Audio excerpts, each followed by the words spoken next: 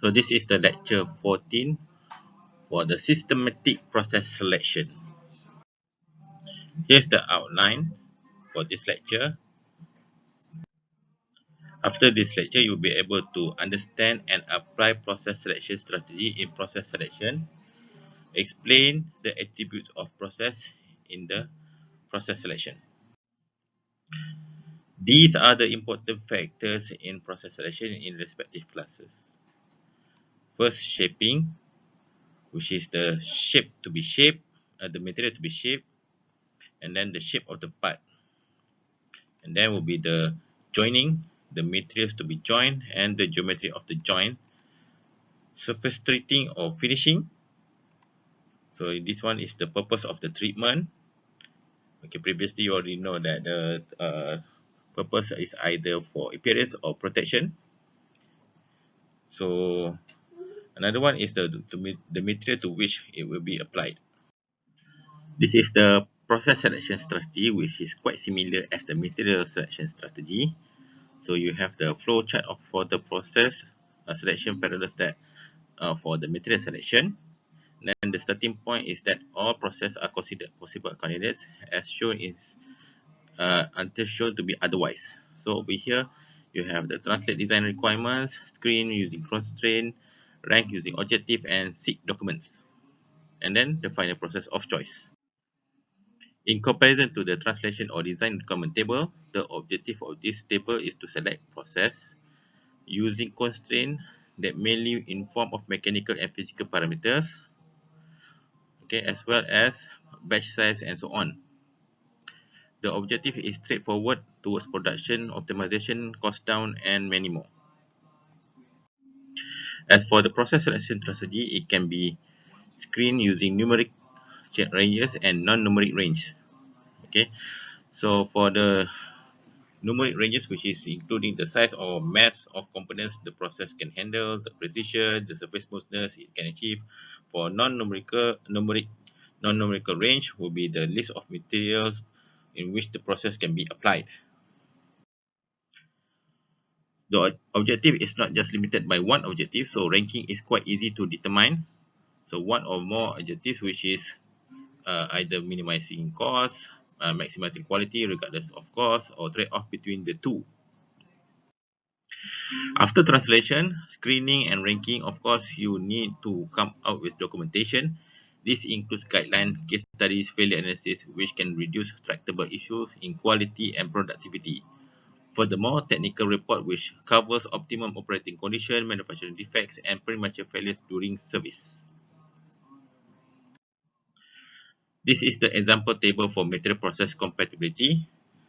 For example, over here you have solidification using sand casting, investment casting, and so on. Over here you have a list of material that which is compliant or not applicable. So the darker one which is not applicable, the white one over here should be the normal practice which is applicable.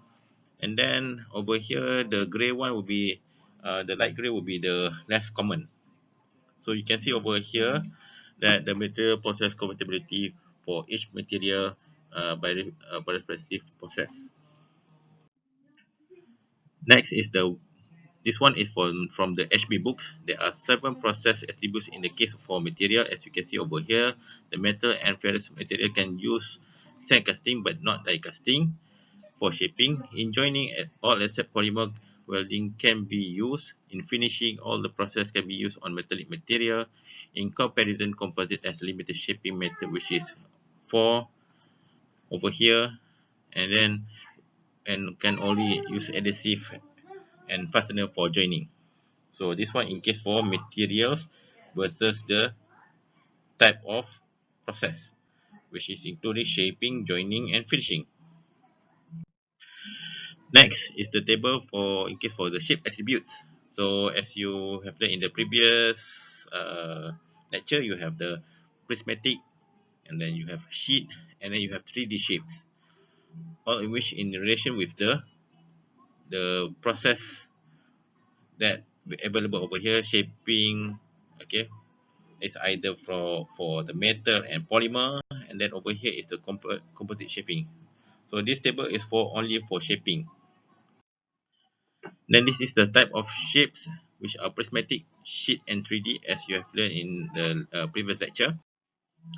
So the another attribute, which is the mass of the components that can be used in relative with the shaping process. Over here, which is including the joining. So, for example, adhesive can be used for components that have less than 100 kilogram. Over here, for example, you have mass from range from 1 milli, one 1 gram towards to 10,000 kilogram over here. So for example, sand casting, you can be able to use sand casting for a component bigger than much heavier than 500 gram towards to 10,000 kilogram. So there are certain materials or the certain weight that can be used for a certain shaping condition, for a certain shape condition, and also the mass condition. So next will be the section thickness. So the section thickness for sand casting, anything lower than approximately 6 millimeter cannot be used. Sand casting, die casting up to 1 millimeter, investment casting more than 2 millimeter to 20 millimeter, and then conventional machining can be run from 0.1 millimeter towards less like 900 9,000 millimeter, 900 millimeter. So this is the relationship between section thickness and also the process capability. Next is the surface roughness. So you have, uh, for example, if you use lapping, then the surface finish will be 0.01 micrometer. If you use machining, it's like 2 to 10 micrometer, and unfinished coating, unfinished casting is like 3 to 100 micrometer. So 100 micrometer is quite rough, and then 0.01 is very smooth, mirror-like surface. So here is the process attributes, which is surface roughness towards the machine capability. So I can see, as you can see over here, the precision machining or finishing having a very, you can use it very low over here, 0. Okay, over here you have conventional machining, less than 1 micrometer. Okay, and here you have injection molding over here, which is producing more than 0.1 micrometer. So you can see that each requirement of the surface roughness will determine the which process that you can select and you cannot select. And then as for the tolerance, which is in case for this meaning is for the high precision. If you go for the conventional machining, precision machining, then you can have a less than 0.01 micrometer, 0.01 millimeter tolerance. So it is quite very precise machining. But if you go for the sand casting, at least you can get the tolerance will be 1 millimeter, because sand casting is very much used to form a very large object and components. Okay, next will be the product cost, which is equivalent to material cost and processing cost. The rule of thumb is in minimizing cost, which is you need to keep it standard. If someone is already make the part, if you want, it will almost certainly be cheaper to buy it rather than to make it. If nobody does, then it is cheaper to design it to be made for standard stock than from non-standard shapes or from special casting or forgings. Then you need to keep it simple. If a part has to be machined, it will have to be clamped, and the cost increases with the number of times it will have to be rejigged and reoriented, especially if special tools are necessary. If part is to be welded and braced, the welder must be able to reach it within his with his torch and still see what he's doing. If it's to be cast or molded or forged, it should be remembered that high pressures are required to make fluid flow into narrow channel, and the re-entrance shapes are greatly complicated mold and die design. So keep it simple. Another one, make parts for easy assembly. So assembly takes time and time is money. If the overhead rate is mere $60 per hour, every minute assembly time adds another $1 to the cost. So designed for assembly, BFA addresses this problem with set of common sense criteria and rules. Then you need to do not to specify more performance that is needed. So not to expect high achiever, no high achiever is essentially do not expect to be perfect as possible, but at minimum requirement it should be okay. High strength materials are more heavily alloyed with the expensive addition. High performance polymer are chemically more complex. High performance ceramics requires greater quality control in their manufacturing. Hence, these materials are very expensive. For example, you need to make a use of a super alloy, nickel super alloy for the hydrogen cracker, for example. The better performance of the high strength material must be paid off not only in greater material cost but also in the higher cost of processing. So of course, cost rises proportionally with the precision and surface finishing. The example of process cost is shown in this table over here. This table, total shipping cost, which includes material cost of tooling and equipment's energy and information such as database collection and many more. You can use this equation over here. Okay, this equation. Okay, you can use this equation in order to calculate the cost for one component. So over here, M will be the weight of the part, F is the scrap fraction, N is the numerical size of the production run, and T is the number of units that set of tooling can make before it has to be replaced. And then T2 is the time for borrow, L is load factor, N is the production rate unit per hour. The basic cost equation is over here. Consider now the manufacture of a component, the unit of the output weighing M kilogram and made of a material costing CM dollar per kilogram over here. Okay, the first contribution to the unit cost is that of the material MCM magnified by the factor 1 over 1 minus F. Okay, F the fraction of scrap to account for the fraction that is lost. The cost CT of set of tooling, dies, molds, fixtures and jigs is what is called a dedicated cost, one that must be worthy assigned to the production run of this single component. It is written off against a numerical size n of the production run, giving the second term in this frame. The cost interface and output is shown is over here. This is one way in which cost data can be plotted. In the CES EduPack, it is a graph of cost against batch size. Okay, cost against batch size for a single process. Here, which is the injection molding, in the manner of the earlier figure.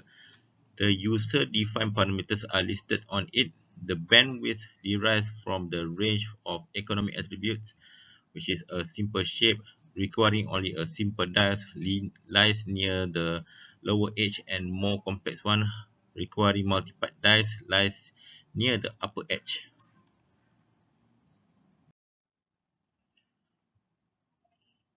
So when navigating the process data table, the schematic shows the basic features of the output of the model, the relative cost versus batch size plot.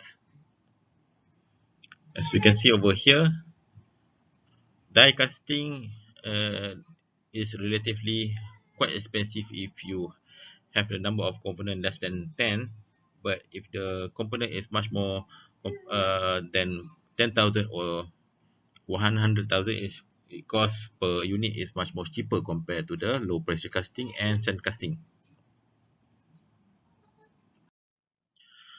So this is the example process cost versus process batch. If the process only requires to produce less than 100 units, then manual labor is preferable. For less than 1,000 units, better to spend on electric sharpener. If you want to make hundreds of 1,000 units, probably you need a complete intelligent system that runs 24 hours non-stop. Similar kind of production you can see For example, in the production of electronic chips that require output more than 100,000 units per day. From that, we see the graph of the relative price per unit is much more cheaper for a larger batch production compared to small one. All this has pro and cons, whether you have to spend capital for the equipment. For example, intelligent system, you have a spend a fortune for the intelligent system, and also spend more on manual labor over here. This is the example of the aluminum connecting rod manufacturing. The questions are, which is the effective route for low volume production, and then what is the break-even production volume at which other production volume become more cost effective. So as you can see over here, okay, for the die casting, the initial cost is quite expensive, and then if the number of components less than 10, then it be relatively very expensive cost per unit. But if the unit batch is more than 10,000, it's supposed to be much more cheaper compared to other method. So of course you need to consider the tooling cost, capital cost, batch rate, and the tool life over here. So as you can see over here, you have dedicated tool cost, which is 210, capital cost is 800, and then batch rate is 3 unit per hour, and then the tool life, which is 200,000. So the production is very slow. So over here you have the dedicated uh, tool cost, which is 16,000, compared to the low pressure casting, which is 2,000. And then you have the capital cost, which is 30,000, and then over here you have only 8,000. And then of course the batch rate is, which is over here, is 10 times than the low pressure casting, which is 100 compared to 10 over here. And then the tool life, which is 1 million unit, and over here is 500,000. So over here, from the HB book, you can have the economic batch size per unit. So over here for sand casting, from 1 until more than less than 100,000 is considerably economical. But more than that, it's not economical for you to produce a component using sand casting. But if you use injection molding, the minimum batch will be around 10,000 units, okay, up until 10 million units. So it is much more faster, and then much more uh, reliable if you want to make it in the larger batch size. So it depends on your economic batch size, or the target batch size per day, per month, or per year. As for the summary, the selection procedure should start early and keep all possibilities until eliminated by project consideration and constraints. Use project objective to establish constraints and attributes, and then materials and process can be used in concert to meet project objectives. So that's all for this lecture. Thank you very much.